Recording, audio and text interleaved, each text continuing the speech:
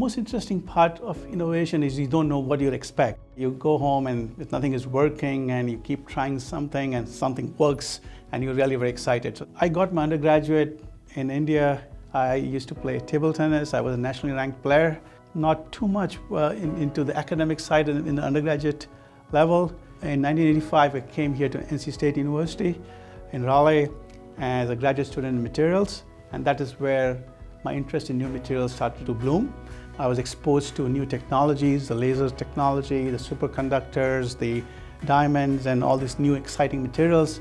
I got my PhD degree in 1990. I joined University of Florida as an assistant professor.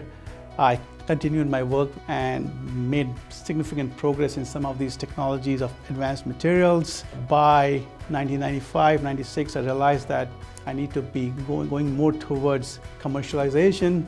So I started two companies. One was nanotherapeutics and Sinmat, which was more on the semiconductor side of applications. Both these companies had a very good run. Nanotherapeutics was sold very recently. It employs about 300 people in town. And Sinmat also was sold recently to Entegris, which employs several tens of people here and expected to grow in the future. Sinmat was established in 2000. It was a technology coming out of University of Florida, methods to improve the polishing for materials used in semiconductor applications, the chip making side of things. We realized in 2005 that there's some new emerging materials which are coming, like silicon carbide. And we used this technology to develop different types of variables so that we can polish these new materials. What our invention does is helps making of what is called silicon carbide electronics, where you have a special material which you can operate at higher temperature and higher power, and you can improve the efficiency of the power device. These are new materials which are coming. The ways to polish them is quite different because they are super hard materials. It used to take about 50 hours. So if the chip becomes very expensive, and we decrease the 50 hours to 1 hour, and the 50 times faster, so instead of taking several days to polish for electronic applications, we decreased it to almost you can do in 1 hour. And that's really made this technology more viable, made these chips much cheaper, and now it helps to proliferate EV technologies, which will basically extend the battery mileage from 400 miles to 440 miles, a 40 miles increase just because of the electronics.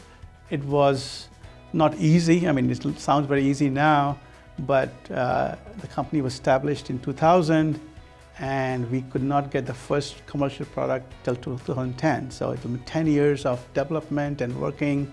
It's been a long, hard road, but it's been very, very interesting as well as very, very fruitful. I'm still an emeritus professor, so for 30 years, I've been at UF. It has been really a good learning experience there. We had several patents coming out of UF. The patent teams were excellent. And because of a very, very dynamic place, I was able to graduate almost 50 PhDs from UF in the last 30 years. So UF has been the big thing in my life, and that's the reason why I was able to establish these companies and make it grow. Travel became one of the big hobbies, and me and my wife, she also was a co-founder of this company. We travel all around the world, and that has become one of the big things I do now is I love travel and looking at different cultures.